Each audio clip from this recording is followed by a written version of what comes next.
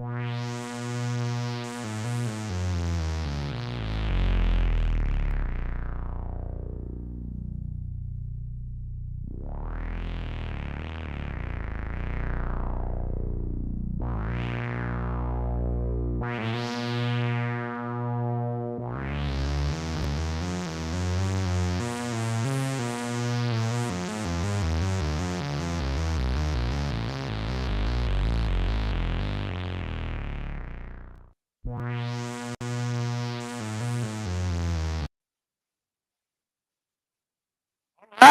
Well, hello. It's my favorite. Yes, me too. It's become Friday. which is so funny because our first show was so dark Yeah. that I think we've turned a corner. And This is a great way to end season 1. Today's the day. yeah, and what we're talking about is Overly Optimistic Friday. That's right. I do like that graphic. That's a really That's good a graphic. cool one. So, like I said, our very first show. This is the season finale of season 1. Scott and I promised we would do 4 weeks. Yeah. We did 4 weeks of a daily show. The only day we missed was Labor Day. We took the day off on the socialist the workers' day. When the federal government gives you something, you take it. Well, I would say, being the capitalist that I want to be, I should have gone and worked doubly hard that day, but I didn't work that day. We just didn't do a show. That's right. So, yeah, we are here today. It is Overly Optimistic Friday. I've got tons of good AI news story. We're going to run through those fast, and we're going to talk about one of my favorite things, AI takeover of government, which I'm tired. I want to be, again, I eventually want to run for mayor where I am just the meat vessel. Right. And I will have JGAI being the brains, and I am just the vessel. Can we call him Jed? We could call him Jed. Then we could call him Jed, my wonderful dog. It'd be a good name for the. It would be, yeah, and also very loyal, right, and mean when he needs to be. Just right down the middle. Yeah, I like it. I like it. All right. I like it. He's very stoic too. Yes, he is. So, Overly Optimistic Friday, as we said, there's a different little graphic there. I like this one too. I like the unicorn. I do like the robot unicorn. The robo unicorn. So, again, our show is meant to be interactive.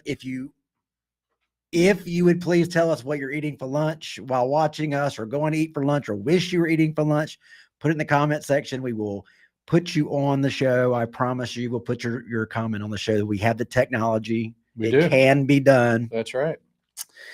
But I personally am not doing anything special today. I'll have some news today about my co-working space and this studio. This is the reason why season 1 is definitely over. This studio will be moving to the historic 92 Zoo studio building. That's right. So I'll be moving into the 92 Zoo, one of the famous, legendary, independent rock and roll stations. I'll be moving into one of their main studios. Container Yard is moving to that space. But all this stuff, when we get done, Scott, will have to be wrapped up. Yeah. Packaged up. And then I got to move it today and tomorrow. It'll be interesting when we put the studio over there and doing new shows from there, because I actually had my rehearsal dinner next door 19 years ago. So it was the bakery then. It was the bakery. It was the bakery. Yeah, it was Cortland Inge. Yeah. I am hopefully with Dan the sound man, my sound engineer and video engineer friend, Dan West.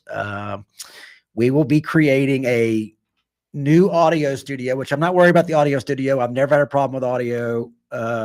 Video has been complicated. I think I overcomplicate it, but the minute you put all these different black boxes and black boxes do things, it starts to creating more and more complication. But we are going to build the studio out with the idea of what we want to be able to do with the studio, not just next week, but in 2 years from now.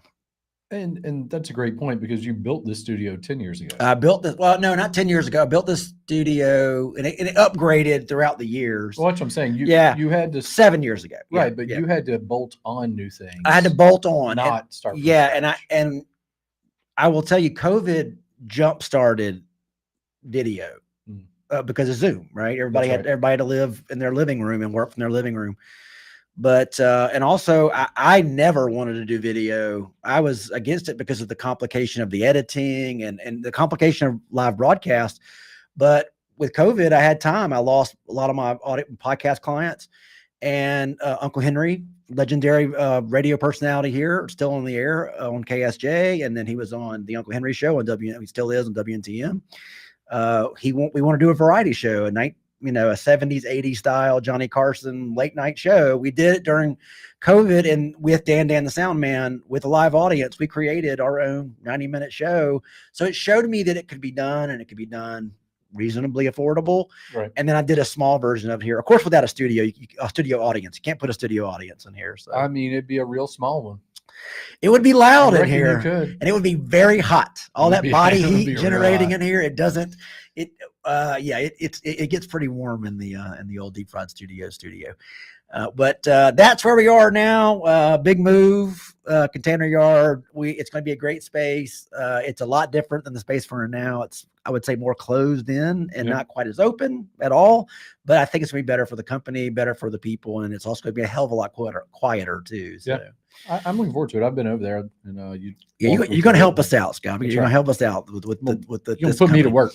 Now, again, no one has said what you're eating, so please tell us what you want to be eating or are eating. Just, I don't care. I don't care if you say I'm eating crow today. Then you're eating crow. Wow. I'm not eating crow today. A lot of people eating crow today, but we won't get into that because it's right. Overly optimistic Friday. Let's get to our AI and robot news. You know what's funny? That it looks like this robot is holding a chip. Look how many fingers he has. It's like 87 fingers. Oh, he's got some long fingers too. Yeah. So again, AI not perfect. He's built for a specific task. I do. What it is. Yeah, I do like the graphic, but the fingers are crazy. All right. So someone just successfully sent a Bitcoin Lightning payment over a satellite in outer space. So Bitcoin is now an interstellar property. I'm not quite sure why it was sent. I'm sure it's testing it. I think it was did it to show you could do it. It was testing it. And then, I just saw this, the same guy, by the way, this is a great guy to follow, the Bitcoin historian. So the next day it was, new study proves Bitcoin Lightning payments could be sent between Mars and Earth in just 3 minutes. So it's going to be the money. Bitcoin will be the money of the Mars, but I kind of still think Doge maybe might be the money of I think what we're really just showing is the technology exists. Yeah. That you could do it in 3 minutes. And that's pretty crazy. 3 minutes. Crazy. And they'll get faster and faster, I guess, if they can start figuring out 100%. Well, it's not going to get slower. Right. Won't get slower. Yeah. Which goes into, again, this is called wrapping it up. Gen Alpha will buy Bitcoin over gold. Well, Gen Alpha, it's really the first generation that grew up with Bitcoin in the pop culture. Mm-hmm. And it goes with the idea of it's easier to buy than gold. It's easier to transport than gold. It's easier to do all those things. And the idea, because it is such a pop culture phenomenon. Look, hold on real quick.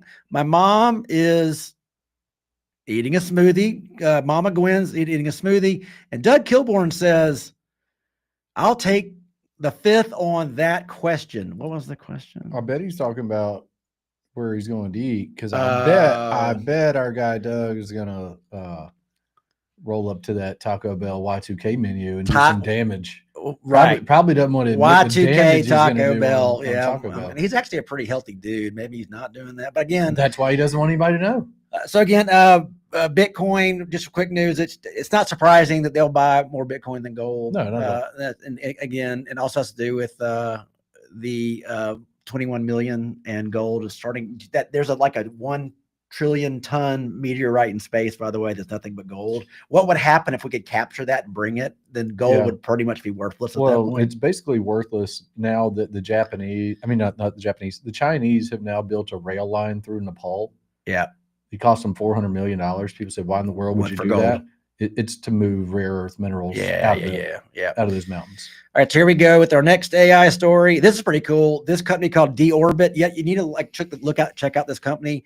They're using AI and they're using their engineering to clean up space debris, space junk. It is an issue. It's a very big issue. People, I think this is a bigger issue than AI using water.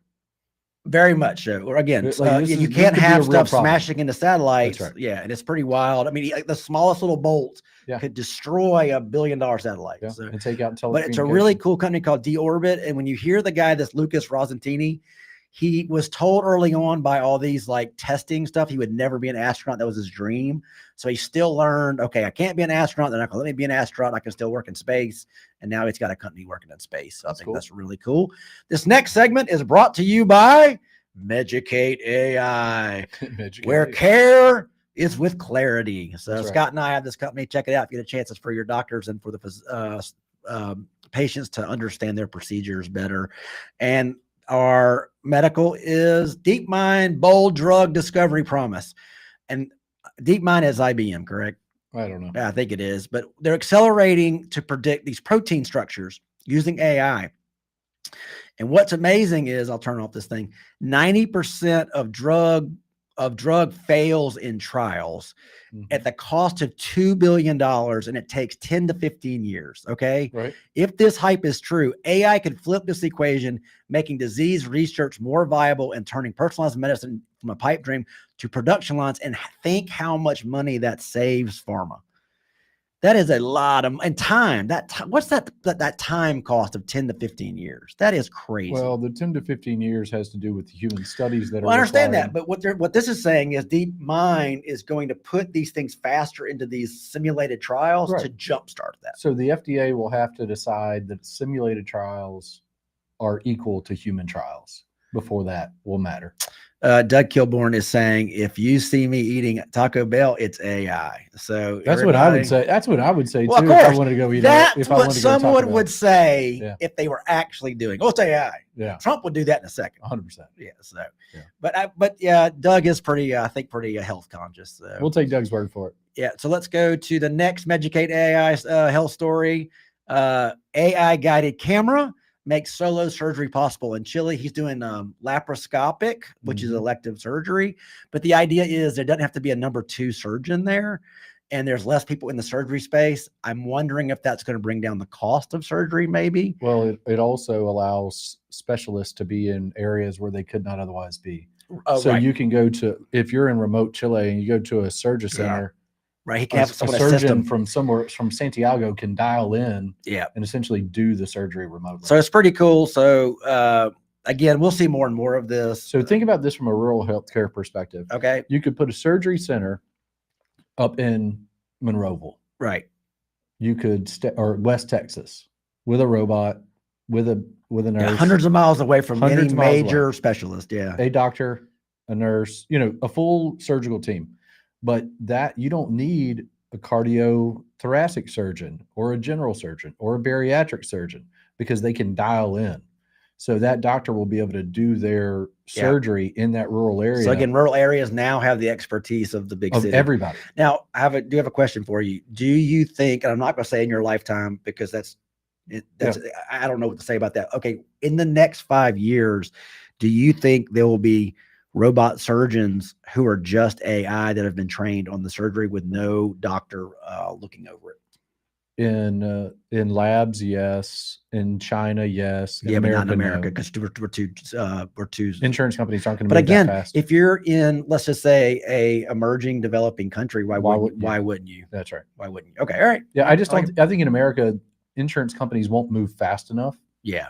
Right. So and then we're going to see this with everything. And no CFO, CEO of a hospital is going to ever put themselves on that much risk. We're not going to be the first. Yeah. I mean, it's going to be pretty mainstream. What if it was like this idea of that thing that Trump did in his first? It was like that last resort bill. Yeah. That was like, you got nothing to lose, dude. You got nothing to lose. Sure. Well, that's what we do with experimental drugs, right? Yeah, that's what I'm saying. Yeah, that's 100%. Yeah, you want to do this experiment, or you're on or in emergency situations. Let's say you're on like triaging something. You're on an Indian reservation in Montana, and the next closest hospital is 4 hours away. Yeah, but they're not going to have that robot there.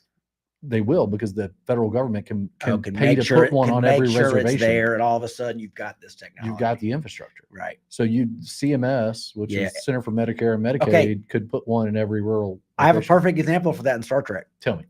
In Voyager, there was the emergency doctor protocol. He Okay. became he wasn't supposed to be. It was only when they were in battle, Right. the physician gets hurt and you can throw on this hologram that could actually do things. Okay. Well, when Voyager got lost in space, the doctor got killed or something. I can't remember what happened. There was no doctor. He becomes the only doctor. So that's kind of that thing of like, I'm not supposed to be on for 18 years. I'm supposed to be on for 18 minutes. Right. That's pretty cool. Okay. Yeah, but imagine it's basically the surgeon can be in any room where that robot is in the room. Yes, correct. And so we still need full medical staffs there, but you could have a specialized neurosurgeon, you know. Hey, you know what reminds me of too is you're on a plane. Yeah. And something happens to the co-pilot and something happens to the pilot. And they're going to talk you, some random person, they're going to talk you into landing that plane, which I know. Have you seen the stats on how hold many on, I know men- they can do it now. It's all done remotely now, I'm sure. Have you seen how many American men believe they can safely land a plane? That's called American men. It's like 70, hubris. It's like 70%. Hold on. I can't even get the flight simulation software to work on my computer, much less do anything else. How many of that 70% do you think are grandpas that are like, you know, oh yeah, I'd figure it out. I'd figure that out. My buddy flew planes in Vietnam. Surely I could figure it out. Yeah. Doug Kilborn, here we go. Doug, thanks for watching, buddy. Yeah. Let's see here. I literally watched a heart surgeon who was a friend of mine as he talked another doctor through a surgery. We will definitely see AI performing medical procedures in the future. I think we're seeing it now, but definitely right. Why wouldn't you consult with, an AI expert if that's what it comes down to? But I do like the idea of these areas that are medical deserts. And that's what I like it, right? Like this idea that we can go to scale with medical technology in a way that we never could have before. Well, that is very overly optimistic. It is very on an overly optimistic Friday. Let's see what else AI news we have. Oh yeah, this is why I'm getting. What's this one? Oh yeah, okay. So hold on, I jumped ahead. So CERN, which is that Hadron Collider. Which, boy, do not go down the rabbit hole of the boson collider. It is unbelievable. Are you talking about when we collapse timelines? No, the God particle. So scientists are pretty sure they found a portal to the fifth dimension. Dark matter could result from fermions pushing into a warped fifth dimension. This theory built on the idea first in 1999. Dark matter makes up 75% of matter, which has never been observed yet. And then it goes to something else. But so it's what the collider does, right? Yeah. And so what I saw on, let me see here. Let's go to this. Let's see, bookmarks. Okay, let's go to this. Sorry, folks. I hate doing this too. All right. I think you sent me this, Scott. Here it is. CERN scientists admit they're communicating with entities from other dimensions. Mm-hmm. People need to understand this is not science fiction. This is fact. And of course, this guy goes into a long diatribe about words I don't even understand. Right. Okay, so this is where it came down to. The only thing is, and I will give you my skeptical view of, I found this article from 2015. CERN, from their website, CERN researchers confirmed existence of the Force. Yeah. Star Wars Force. So an invisible force permeates the universe, and that's true. That's quantum. Yeah. That's quantum physics. All right, here's where I want to go with this conversation, real quick. Okay. Yes. All right. Are we? Okay. You're talking about dimensional being for communicating with? Yeah. Okay. Yeah. Definitely. All right. So let's take what the world was like 500 years ago. All right, 1600s. We had just discovered the New World. We were just finding out North and South America even existed. Right. It was all a theory before that. Okay, the rate of technology has continued to increase. We know that. Over the past 100 years, we've had way more advancement than they've had in 10,000 years. Okay. Right. Keep that speed of advancement going up and use AI as your researchers. What people need to understand is these researchers, these AI agent researchers that are guided by experts in their fields, can do millions of simulations. They can do thousands. 24/7. They can do thousands of years of research on their own with our guide and with our help. So if things exist in science, if they exist, we will find them very quickly. Like in the next 10 years, we're going to have more scientific breakthroughs than we've had in the entire That's history of yeah, humanity. and that's what that deep mind story was. What's this idea of this protein structures and Yeah. all that stuff, and the idea of like these 10, 15 years, and let's just say of those 10 to 50 years to get a drug to market, let's just say 1/3 of it is research and development and trial. If you can cut that even by half, think of all the things that can be done. 100%. And it'll probably be faster than that eventually, but yeah, it'll be incremental, right? Right. That number will just keep easing down. So but eventually you're going to have basically peptides on demand. You're going to be able to have a machine in your house that has all the molecules and ingredients and whatever your body needs. It will dispense you a individualized capsule that you can take, like an individualized and again, Tylenol. Mitchell Cancer Institute is already doing that. No, I'm talking about have one at your house. Oh, at your, every day. Right. And by the way, I've seen every day takes your readings and tells you what you need and puts that in. There was a company a couple of years ago that had these pill compound machines that were literally could go with, like their idea was, and they said they can't do it now because the FDA, but it would build your pills by the compounds, right? And it would do it daily, right? That's pretty cool. We're talking about that, except using AI in real time to dispense what you need that day. All right, again, good transition from what AI does with time, how quickly so AI solves math proof that stumped humans for months. And what it goes into is guess Gauze, which is it's not a robot like that, but that's just the AI picture. But it says worked autonomously for hours at a time, producing 25,000 lines of verified math code containing over 1,000 interconnected proofs and definitions.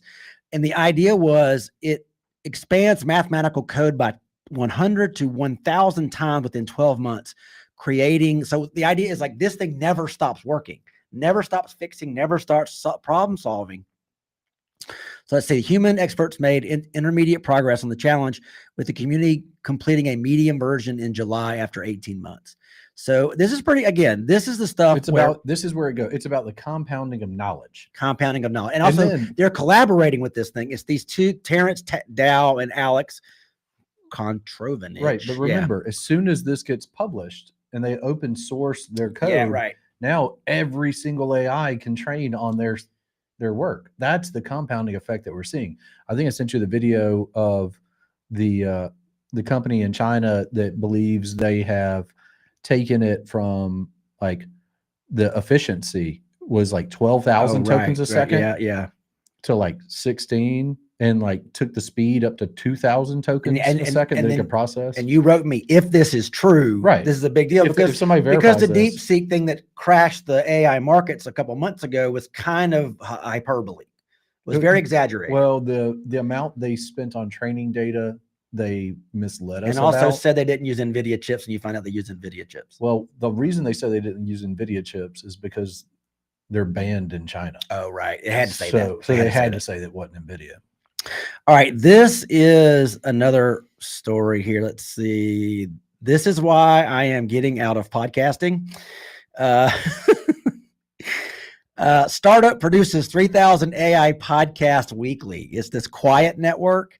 So the company generates 5,000 shows across its Quiet Please podcast network, generating content on everything from weather reports to niche hobbies.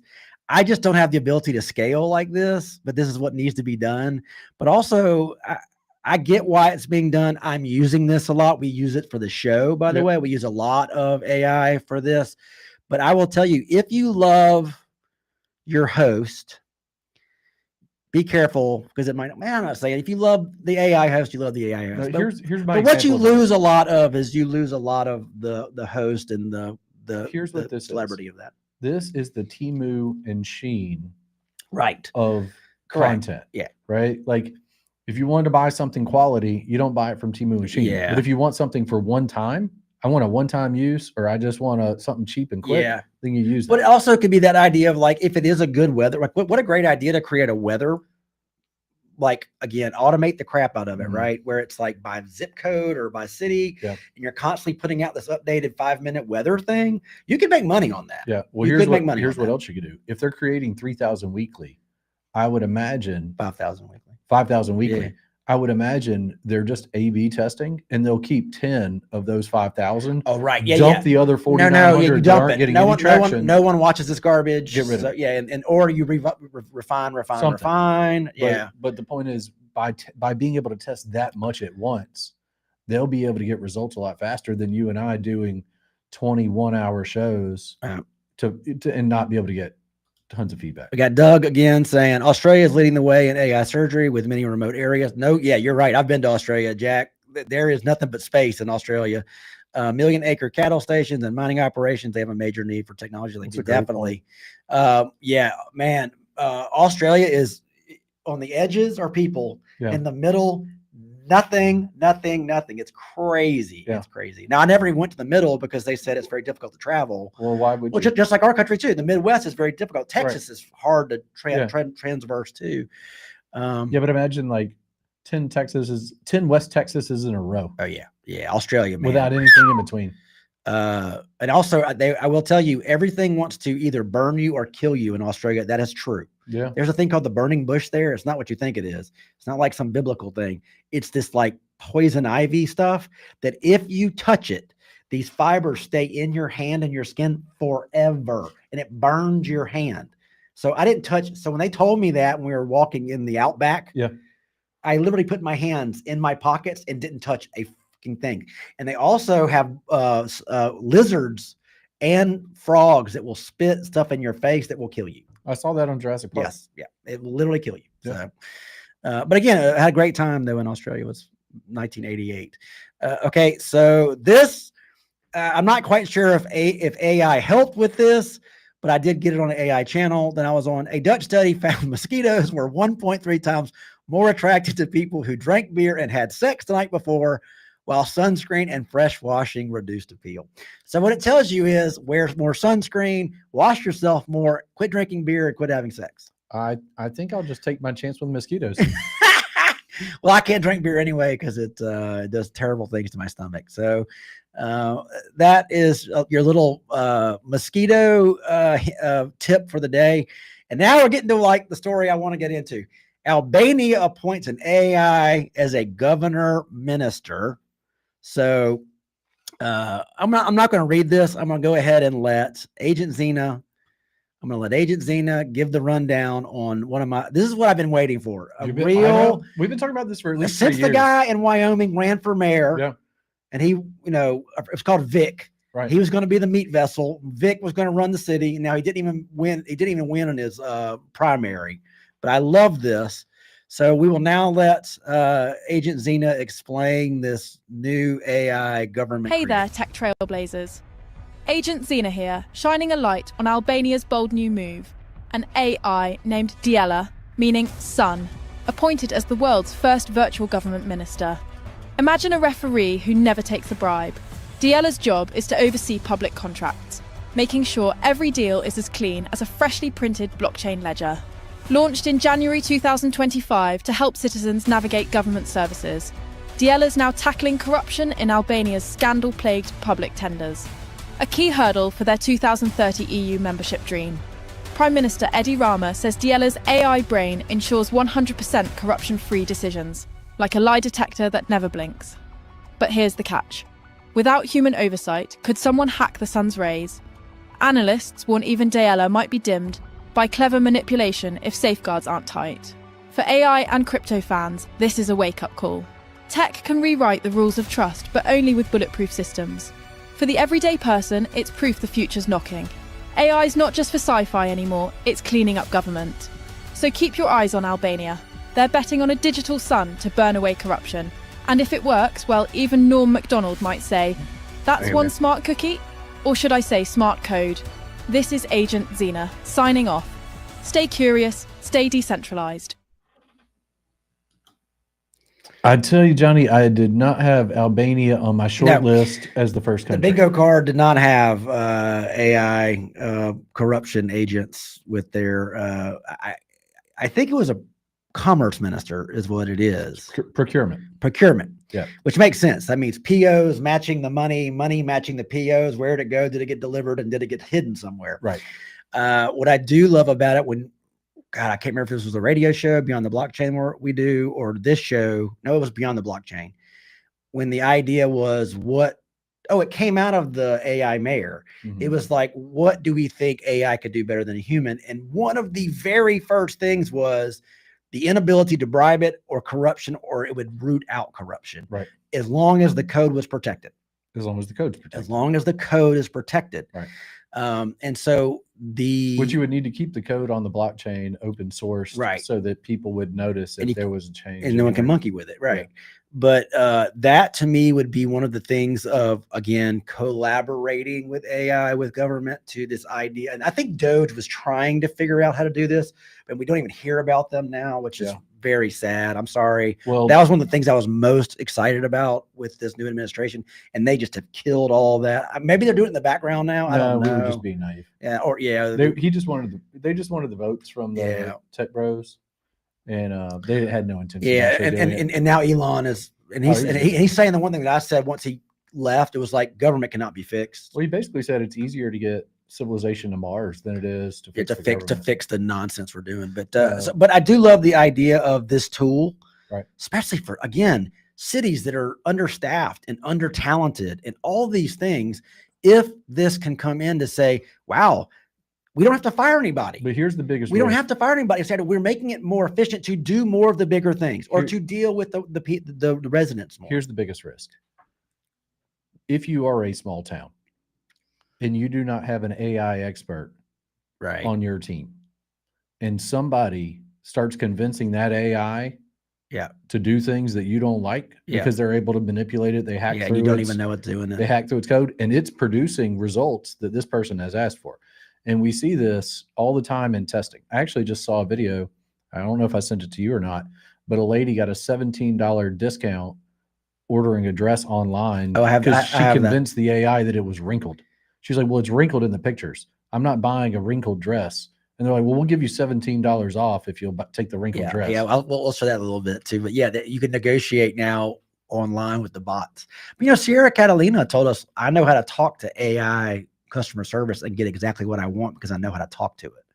Yeah, but I think what she's saying is, all right, it's just like we see bots now are going into bot language instead of speaking English. Yeah. This is more efficient. But her thing also is be kind to it. Right? But it depends on how the bot's programmed. Yeah. I mean, a lot of bots are back. All right, so you've got some customer service bots that when people are irate, they're just giving it away for free. Like, I'm sorry, please don't be mad. Please don't leave us a 1-star review. Right. Here's 10%. Here's the product for free. But there's probably a set in the code that says, kind of like you owned a company and you gave managers the ability to say, hey, anything less than $100, just give it to them. Yes. So the idea is it could say, hey, anything below 12%, just go ahead and offer it to them. Because a lot of times, and this is a trick, by the way, the bad pixel that follows you, the follow pixel. So you go look at a pair of pants. Yeah, the cookie. And then so get the pants you want, get the color that you want, put it in your box, cart. You click a couple of things, get the shipping, and then clear out of it. And then wait to see within an hour or two if you get hey, you abandoned your cart. Right. You sure you want to abandon your cart? Don't do it yet. Wait. Then you might get another one that says, hey, we don't want you to miss out on those pants. Here's 10% off. Well, they've built that into their model. No, that's not even fancy. That is a very simple system. Here's where I'm going with this. What we're seeing right now is AI tools that are being created and they're vibe coded, and you can get all this done, but there's zero security attached to that. Like you are creating massive vulnerabilities inside your company if you use AI inappropriately.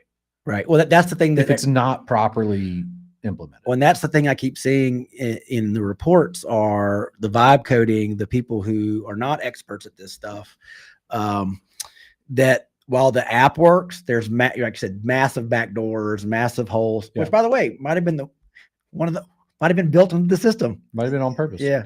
Again, the grant architect said, let's leave a bazillion backdoors. We can walk into anything. Yep. You don't know. I mean, that's what's interesting. It's gonna be a weird world. Okay, let's see where else we are. Again, we have so much news today. But yeah, so that good report by Agent Zena, by the way, I think I've asked her to get. we've been doing about 2-minute, Mm-hmm. 2.5-minute stories. I think that 90-second is It's a good, is a place for good attention span. Now, some things might require more because Sure. some things get pretty complex. Yeah. But that's a pretty good thing there. So, man, we were way ahead. I thought we'd be talking forever about all this stuff. So, Well, we could talk about. I went back so fast. So let's go back to the technology and government situation. Okay. All right, Albania's AI. Yeah, well, that's what we're on anyway. All right. So, did I send you the stuff about Nepal? It was a Yes. revolution. Well, hold on. in I Nepal, saw a youth revolution. So what I kept getting on my feed was a picture of this beautiful parliamentary building that obviously looked somewhere in Asia. Yeah. And it was on fire. and I didn't see what it was, but it was like, and then someone said they just firebombed the parliamentary Congress or whatever parliament in Nepal. They killed the prime minister's wife. It's a true coup. It was a youth movement. Yeah, of course. They tried to shut it down. They banned social media. When they banned social media, it got a lot worse. Yeah. So then they took to the streets. They took to the streets. They ended up overthrowing the government. Okay, is it a socialist movement? Nepal? I don't know. Honestly, I haven't read that deep. Yeah. I should have. That's all right. I didn't prep for the show for this conversation. So the interesting part to me here is, you've overthrown the government and you go, well, who's in charge? Well, all these kids vote on a Discord as to who should be in charge, and it's a Supreme Court member from like 1990, and they show the results to the general of the army, and he goes, "Okay, we agree with that. That guy's the new prime minister." From a Discord vote.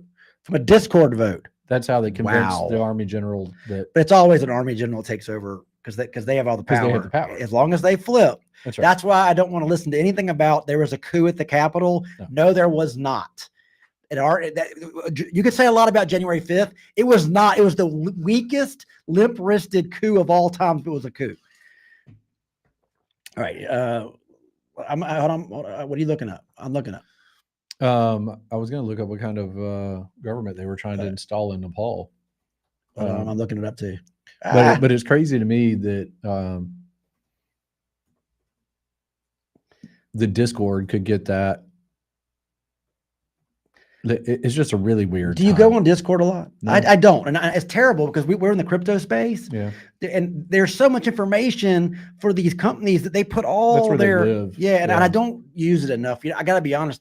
I will say that the interface was not the easiest to. I just don't have time. Move. I just don't have time. And I've got to get deep into the weeds on all those. And my problem is once I get going and I'm way deep into it, I'm too worried that like I'll get stuck in there for hours. Yeah, see, I can't.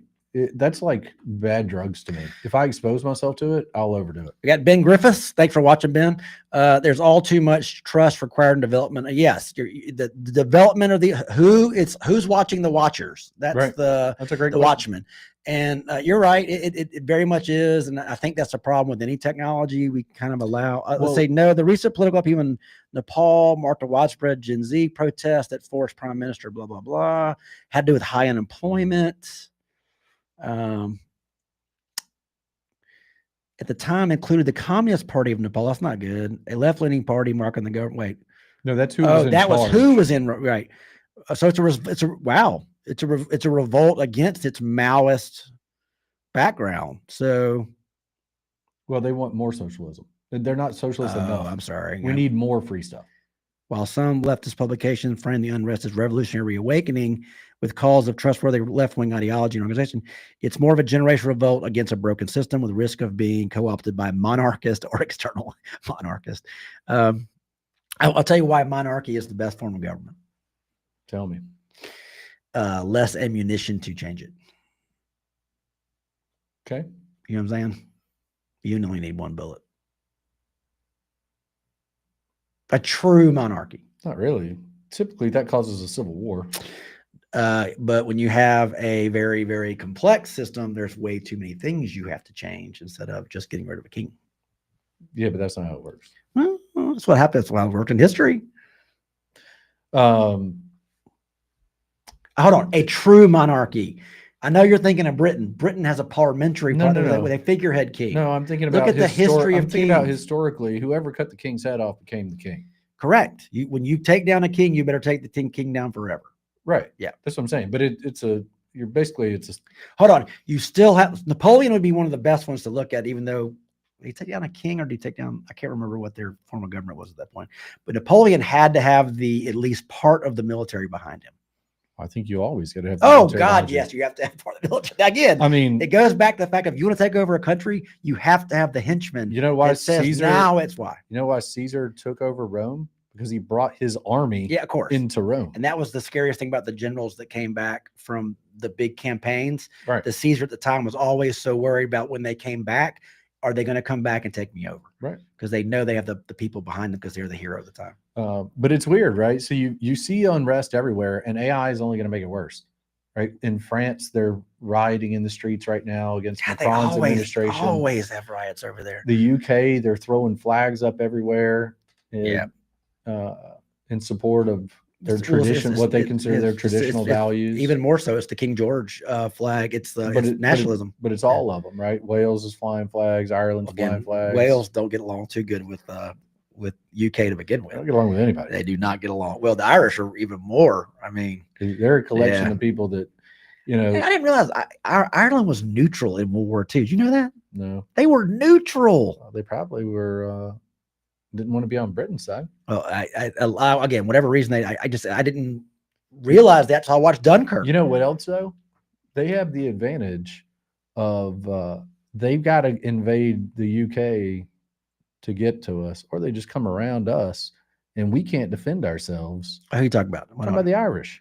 Oh, like if the Germans are want you to come Irish? around, no. I was like, okay. I'm almost entirely from the part of England around Newcastle. Oh, dude, I'm as Welsh as I think my Clayton side was Scottish, but my Gwyn side, which I told you is the name of the longest city name in the world. Yeah. My mom went there. I bet you it is white as porcelain china.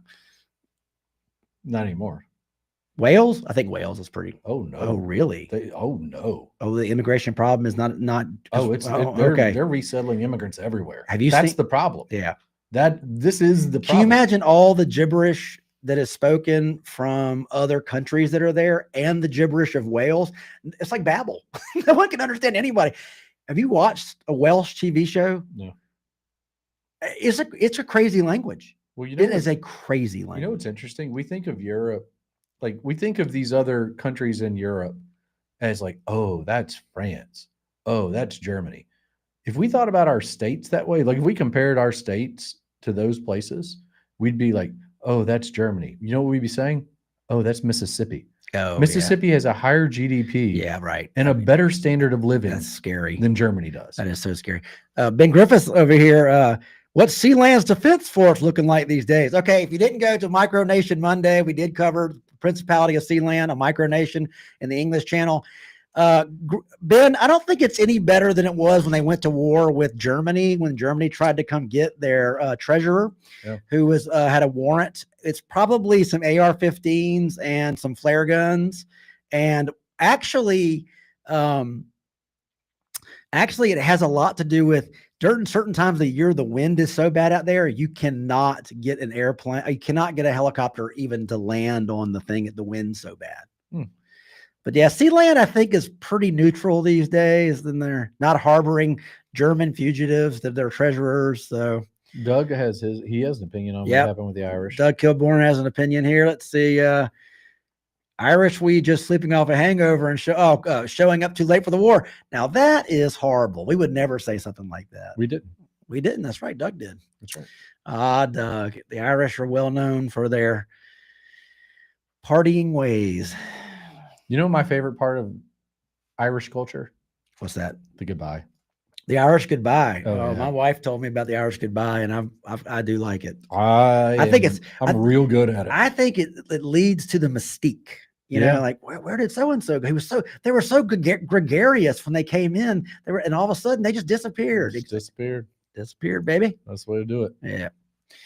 All right, let's see. So now we'll go to getting into we always do this really on the weekends. I do like that graphic. And by the way, it's not just boys. It could also be girls. Yeah, I was going to ask why. Well, just AI assumed just stuck boys in front of it. because we only. I do talk like the about I do girls like the stuff. graphic though, and I do love the 1980s television right there. Well, it's a 1980s flat screen that didn't exist because a TV that size in the 80s Oh, would correct. need to be 4 feet Yeah, deep. no, that the thing in the back would have been way Yeah, it'd be like 4 back. foot. You'd have to Yeah. have that thing And, way it off the would've- wall. and my parents had one of the first Mitsubishis that was big screen. I think it was like 38 inches. Of course, it looked like a piece of furniture, Oh yeah. right? But it had wheels at the bottom of it. But the glass on it was 4 inches to hold the image, and it weighed 450 pounds. Wow. It was a great TV. I used it up until 2007. They bought it in the That's late impressive. 80s. Yeah, it was a Magnavox. Okay. Magnavox, or maybe Mitsubishi, but it was an M. All right, so Scott, boy, what are you watching this weekend? I am watching Only Murders in the Building, season 5. You told me it was on Netflix, but it's on Hulu. Oh, sorry, Hulu. That's all right. So if you've never seen the show, there's 4 previous seasons. I'll give you a little bit about why I enjoy it. Steve Martin and Martin Short together Oh yeah, just fantastic. make me giggle. But they play like extreme caricatures of themselves. Right. And Selena Gomez plays the straight man. And she's How just dare a you. deadpan. I don't care. How dare you? Yeah, I dared. I dared. But yes, I get the straight character. Yeah. Yeah. And she's just deadpan the entire time. And just the dialogue between them is just, it makes me Again, makes me happy. Steve Martin and Martin Short were easily some of the best Oscar hosts. They were really good. They're really good together and created some iconic characters on Saturday Night Live. Yeah, very much so. But I'm a huge SCTV fan, and Martin Short. Most of those characters actually came from Martin Short came from his Canadian stuff. Like Ed Grimley came from SCTV. The something Winners. The church lady did. I remember. And that was Church Lady was different. That was Dana. That was Carvey. Dana Carvey, but he's also Canadian. When he plays the character with the white hair and the white skin, and he's like something junior. Yeah. Like again, those characters are so damn funny, and they were so more wickedly strange on SCTV than even Saturday Night Live. They're just so wickedly strange, but I love them. So yes, Martin Short, legend, and of course, one of my favorite books of entertainer is Born Standing Up by Steve Martin. Can I also say I liked this show because each season encapsulates and there's very little carryover. Right, but it's like one murder mystery. But they keep to the theme of like something in the building. Yeah, right. Yeah. Like that's the whole. I know they started a podcast. That's why it's funny. Yeah, the whole thing started from a podcast, right? Right. They were podcast. They were true crime podcast hosts that happened of a murder in Selena Gomez's and Steve Martin's building. Yeah, all 3 of them live in the same building called the Arconia. Yeah, and it's like a Gilded Age mansion that's been turned into apartments. That's the season that I watched. All right, and so each season has just been a continuation, and they add new celebrity characters. Okay, of course, because everybody wants it's popular. Everybody wants to be on it now. Yeah. I am watching a very theme oriented Richard Pryor movie from 1988, Moving, and The Money Pit, because I am moving Container Yard today, tomorrow, probably Sunday. And I'm just going to say, owning your own business is throwing a lot of money into something and you don't know what's going to happen with it. Hence the Money Pit. They're also moving too. But also, I have seen the Money Pit within the last 5 years. It kind of holds up. I enjoyed it. I didn't realize Steven Spielberg did that. I was about to say that. I did not. I did not realize it's a really good movie. It's fun for the whole family. It's not super. It's Shelley Long. Shelley Long, when she was at her prime, she was doing very well. She just left Cheers. But Richard Pryor, these are not great movies, but Richard Pryor is funny and it's a silly movie. And one of my favorite parts of that movie is, and I do remember, is when Richard Pryor is like a software engineer, he does a good job. He's moving to a new area.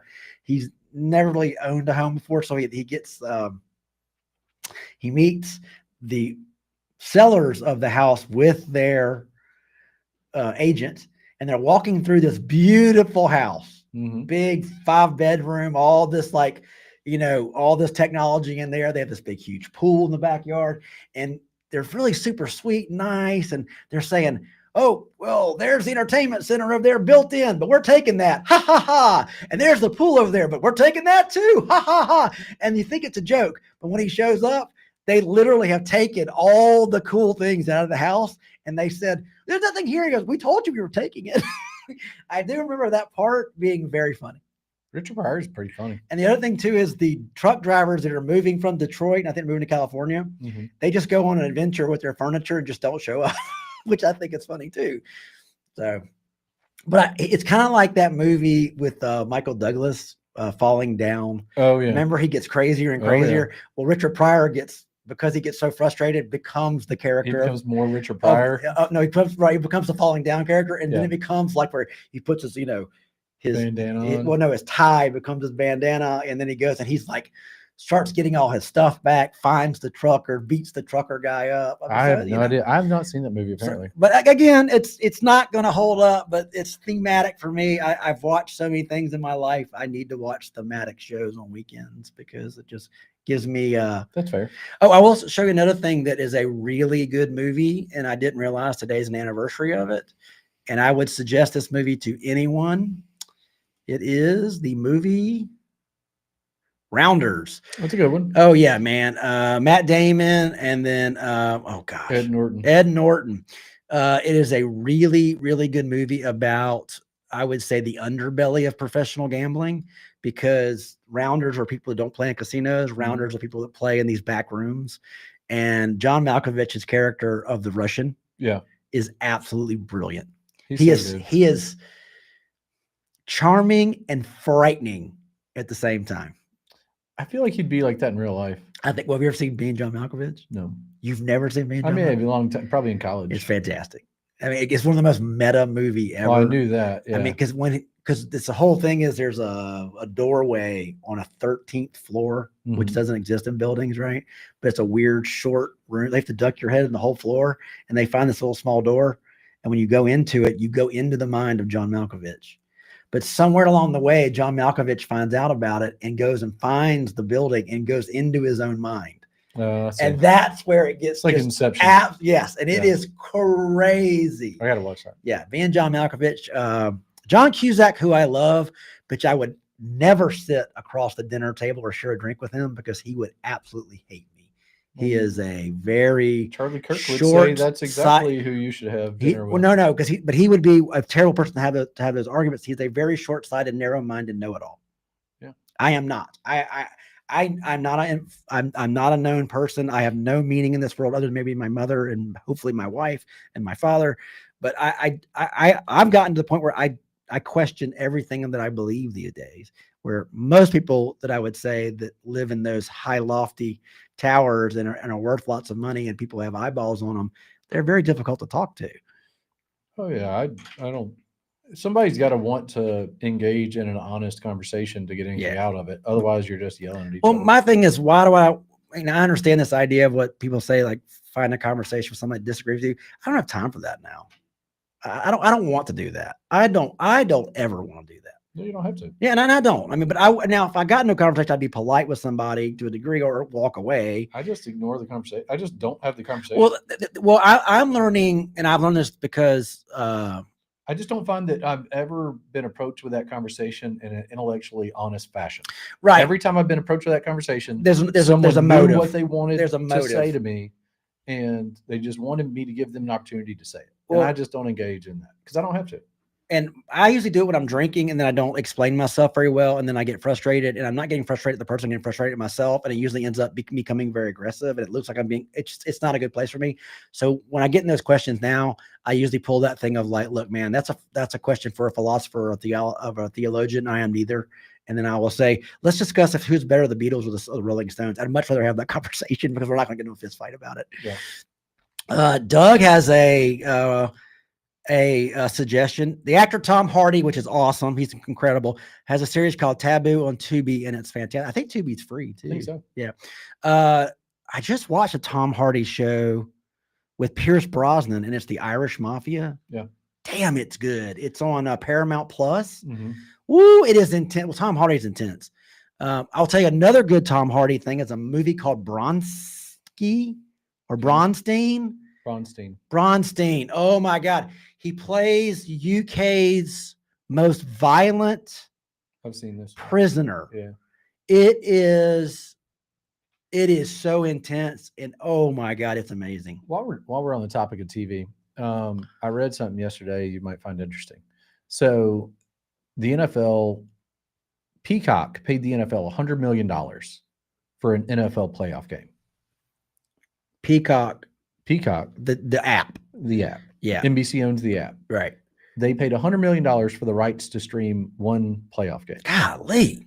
You say, why in the world would they do that? Well, I'm sure actuaries have figured out that money. They got 2.3 million new subscribers. Oh yeah. And kept 70% of them. So far, they've made $230 million on having that game one time. But again, that's the whole thing when I understood Netflix.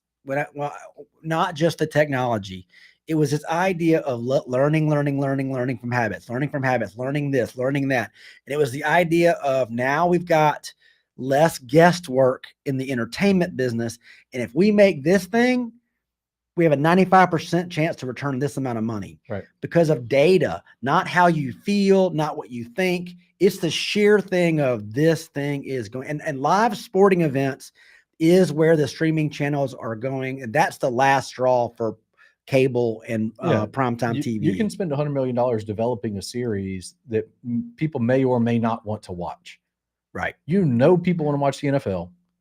You can get an actuary that can tell you the math on it. Yeah. And so it turns out that when you break the number down, now the interesting thing is what they're really taking advantage of is the human nature of not canceling a subscription when you only need it one time. Right. Because all those people probably never open the app, right? Whatever great percentage of that. So 30% of people canceled immediately after watching the game. Or they watched a series they wanted to watch, turn it off that next month. Yeah. Because, and I've kind of been doing that. I've been watching, so I still get the emails from Netflix, watching for the releases of things I watch, and then I'm gonna let it store up for a little bit, and then I'll go and kind of binge it and then get away from it because it's got expensive. It's almost $20 now. Yeah. So, but again, I'll blow $20. Here's the thing. I will blow $20 in 30 minutes or less at Callahan's. Sure. Or anywhere. So the idea of like, wait a minute, this is $30 for many days. And I'll be saving money by having this. You can't go to lunch and sit down and give a tip. Can't for do less it. than $20. I've yet to see it in a place that anywhere we have to have a tip. I haven't seen it. I haven't seen it. So really, when you're talking, like that's also where it goes, where people say, "Oh, I'm not going to spend." Yeah, you will. Yeah, you will, because your brain is being tricked. Because when everything else costs more money, you're just like, "Oh, that just costs the same amount as lunch." Would I have Netflix instead of one lunch for a month? Most people would rather have Netflix. Well, that's the thing I never understood with the Starbucks stuff, like the $5, $6, whatever. I mean, golly, how in the world does anybody afford that? Well, I think one of the things is a lot of these Frappuccino, whatevers, they're like 800 calories. So they're filling people up the equivalent of a meal. So I think people are skipping meals. I think people are having a coffee instead of a meal. You'd have to take that into a plan for that, though. Well, the caffeine doesn't. If you drink that much caffeine and calories, you're not going to be hungry. Oh, here we go. And I agree with this. Is it bad? I'll just be waiting for an old Magnum PI episode to come on this evening. Nostalgia is a comfort. It is. Look, I watch a lot of stuff from my childhood. If you have YouTube TV, which I really love YouTube TV, you can record all those channels that play nothing but like nostalgia TV, and you can fast forward through all the commercials. But mine was Rockford Files. Oh man, I love that freaking show, man. James Garner. Yeah. And the crazy thing is Magnum PI came from Rockford Files.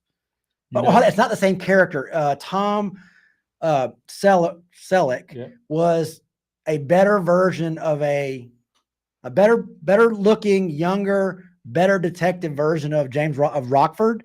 And that's how he got on TV for the first time. Yeah. And then they gave him a much cooler setting and a cooler but make it cool. Yeah. No, that's not bad. X-Files. So I do X-Files on one show called Comet. It's a network called Comet. I'm not cutting off. We're gonna keep going because we haven't asked the big question yet. Okay. But yeah, Ben, I watch a lot of nostalgia TV. I mean, look, this on weekends. Well, we've talked about this. It's Night Flight it's is my just, thing. Yeah, It's just neuroscience. Yeah. It produces serotonin, Yeah. which makes you feel good. and comfortable. Like I Yeah, said, serotonin is yeah, a comfort back to a better time. Mhm. All right, let's get to this is our finale. We will go we've already had a question of the day, but this is the big question of the day. Scott, did you enjoy doing a daily content show? What have you learned? And are we moving forward? I did enjoy it. I've enjoyed the process, and it's been interesting. We've done weekly shows, having things to talk about for every day. I felt like we were repetitive sometimes. Yeah. But also we could have talked about more things, more topics probably. But I really enjoyed it. Yeah. And I have used it as a exercise of producing it for us. And if anybody else also Right. likes it, that's a bonus. Well, the technology we use from Educate AI, I've gotten pretty darn good at with the voice, the video making, how to get scripts written quickly, how to clean up scripts very quickly, how to clean up glitches in the reproduction of the video, Right. learning. There's so many different tools on that on that system of, oh, do you know you can shave that frame by 0.3 seconds? I didn't know that till I was poking around in there. Right. And it's, by the way, and it's still more stuff that I haven't touched yet because I'm scared to touch it while I'm building. Of course. But are we going forward? How would you like to move forward? I think we should move forward by, let's take a week and evaluate the studio and evaluate and make a plan. It might be, but what it I'd might be a say little is, longer than a week. I'm just letting you know. 'Cause well, the studio's gonna take a little while to build out. a Yeah. week for a plan. Yeah. But a couple days a week, maybe mix it up. Yeah. Maybe a Monday, Wednesday, maybe a Tuesday, Thursday. A/B test it. Ask our viewers when would be most convenient for them to want to watch. Yeah. Right. And so maybe it's not an 11:45 to 12:45. Maybe it's it's a Thursday afternoon. I don't know. Well, my idea is lunch break's name puts us at a time and locks us in at a time, Mm-hmm. which I know we need to do that anyway, because I want people to want look consistency. forward to, Yeah. I want to be programmed properly, but maybe lunchtime is not our best time for live viewing, Right. which I got to say, looking at the numbers, it ain't great. Sure. People are busy. It ain't great. And but I don't know if 3 o'clock would be better either. Yeah, I just don't know. But I'm thinking maybe same type of show, maybe twice a week. I think we'd have better segments because I would have time. I got to be honest. I've rushed segments Mm-hmm. making it because I'm building the segment leading into the morning of doing Right. the show. I have a lot more respect for daily news programs that, I mean, they've got more tools than we do in a staff of people. Maybe I don't have, but it's tough to be really good every day. It's tough to make every segment not just say, well, I need that time covered, just get this done. Mm-hmm. Well, the curating the information, I think, is one of the challenges for us. But if you're at a TV station, you're getting a large percentage of your curated information from your mothership of whoever owns you. Right. So they're not filling the same amount of time we do. I'm not saying it's just no, different. right. It's not, very different. I'm not comparing it. And I gotta be honest, when I told Uncle Henry what we were doing, he knew we would put a decent product out there because I've worked with him before and he knows, graphics and Right. stories and, using a lot of technology.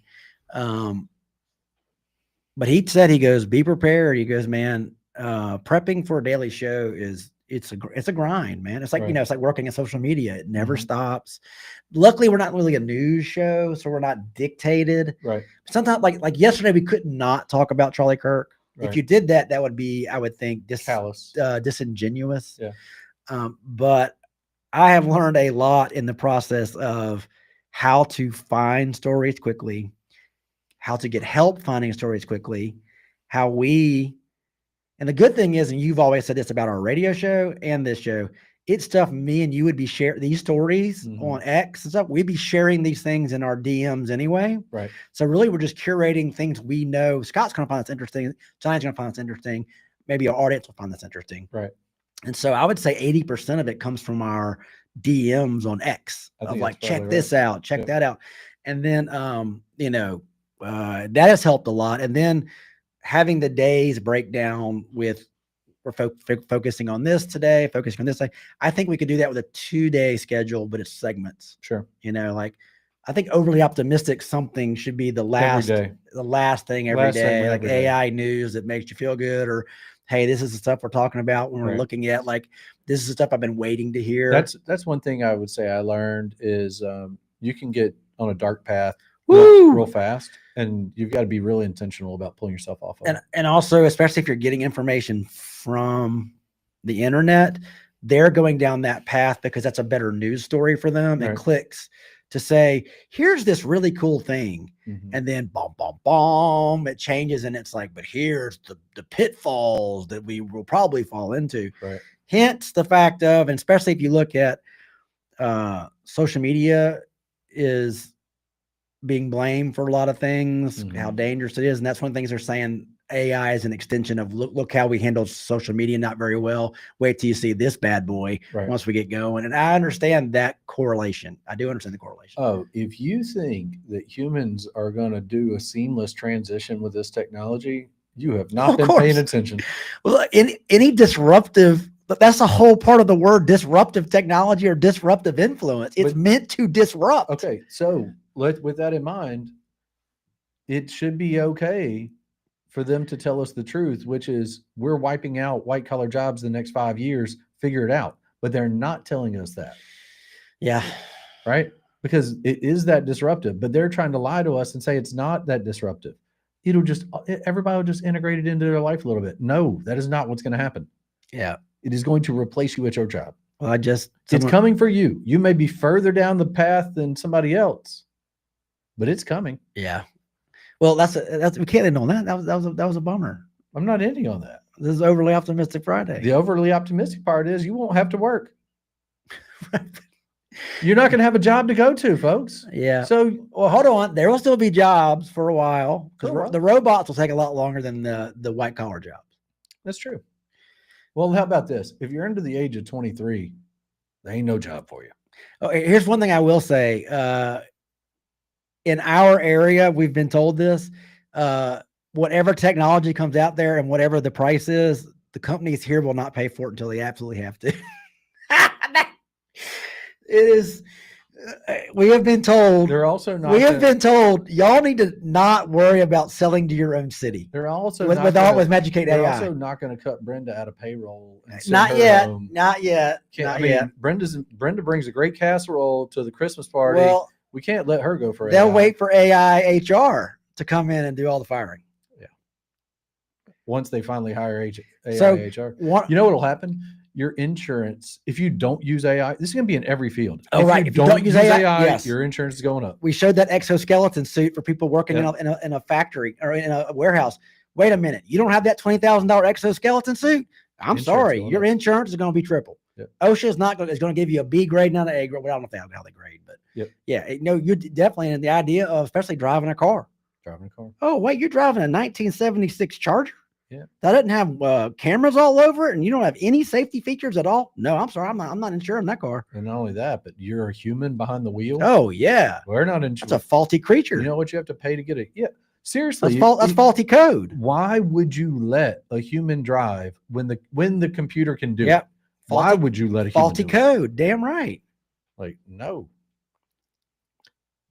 That computer never checks its text. Actually, it could check its text while it's But driving. hold on. It can do that in It the can, background without yeah. being distracted. That's right. It That's the point.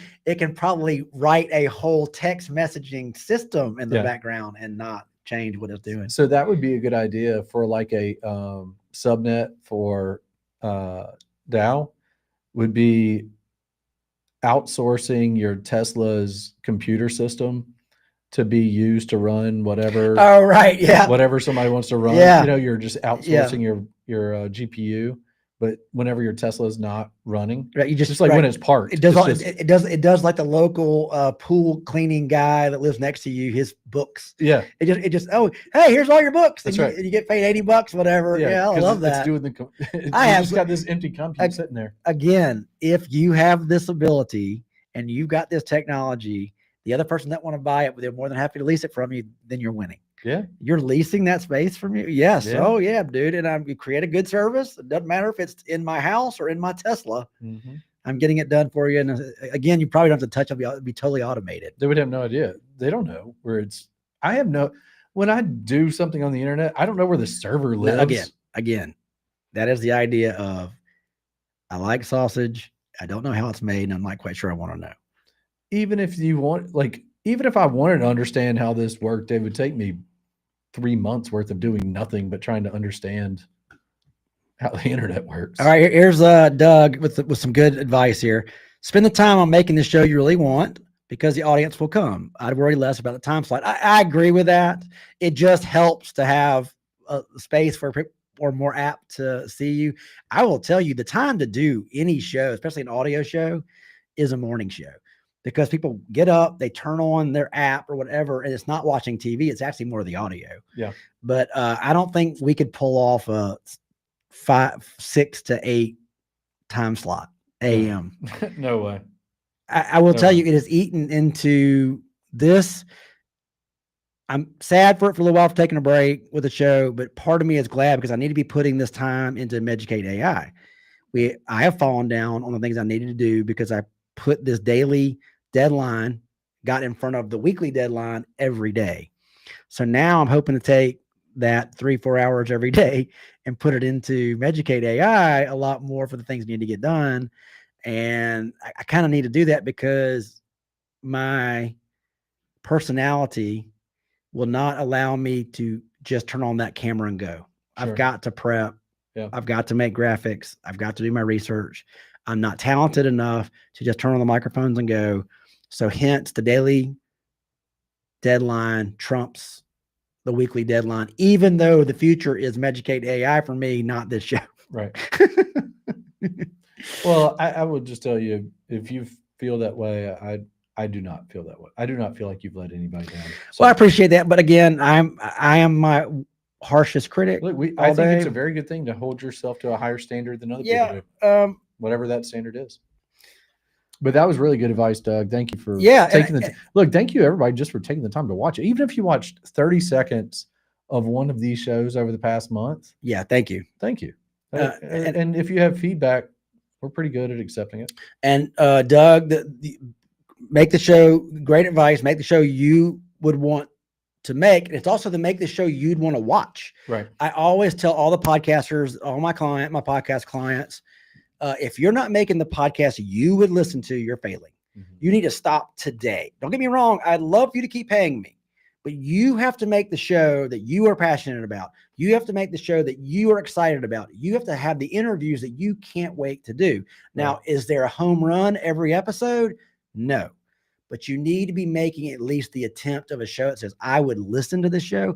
I would guarantee you most of my clients do not listen to their own podcast. And I beg them to please, first of all, critique what I'm doing. Do we want to add some things to the production?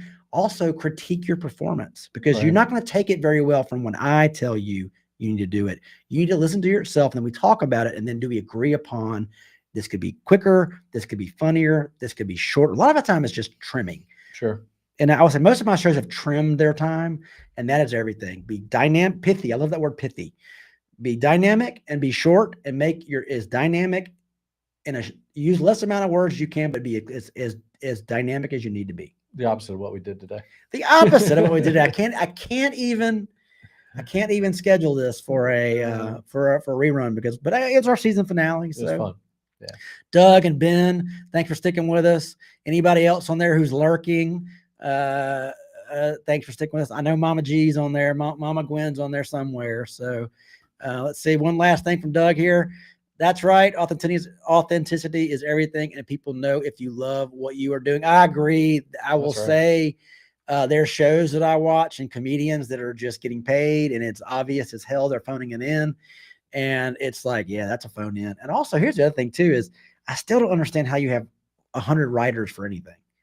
How does anything that sounds I like don't know. a committee, jokes by committee. That doesn't make sense. That's to a me. camel. You're making a camel all day. Well, you know what a lot of that is. I think it's they're not really writing the jokes they would want to write. They're writing the joke that will hit the best in the target Yeah, demographic right. to make them buy more Tide I and gotcha. chocolate chip cookies. Or also gets the clapause, not applause and not laughter. It's called a Is clapause. that a groan? It's just when you're a comedian. Mhm. I would say this is a lot of late night people, a lot of late night, big Yeah. late night shows. They forego being funny to go to the idea of placating the audience in front of them. Mhm. They want the claps because you denigrated the enemy, Right. the common enemy, than being funny. Understood. Clap applause, meaning that to them, I'd better take the joke. I want the laugh. I don't give a Right. crap about your claps. I want the freaking guffaws. Yeah, but you have to have a special type of ego to want to be in that seat anyway. Oh, of course. Well, I mean, again, I would probably be the first.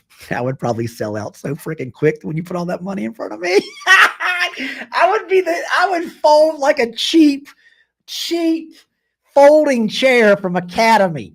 Oh my God. Yeah, man. My weak character would just boom, so easy. You'd wrap that shit up and put it in a bag, say, I own you.